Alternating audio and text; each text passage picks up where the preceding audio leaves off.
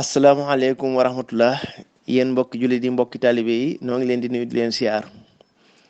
di dellu siwaat ak yéen ci seen naafilay weeru koor kon tey noo ngi ci guddig ñaar fukkeel gi nag dañoo wax ne ku ci julli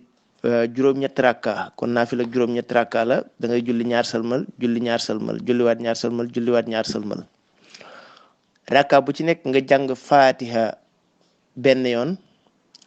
ak inna ansalnaahu fi laylatil xadri benn yoon ak qul huwallahu ahad ñetti yoon loolu nee nañ ko def des na ko bindal tuyaaba ju toll ne limu mboolem lu nit mas a def ci lu baax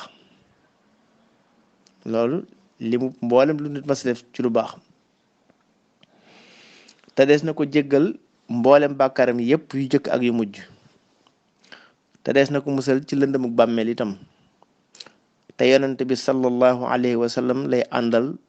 dugg aljana loolu lu réeré la kon yàlla ñu ci yàlla dimbali defal ñu ci tawféex ak ndimbal seen mbokk Sëriñ Balla Lo moo leen kon jottali di sàkku ci yéen ñaan asalaamaaleykum wa rahmatullah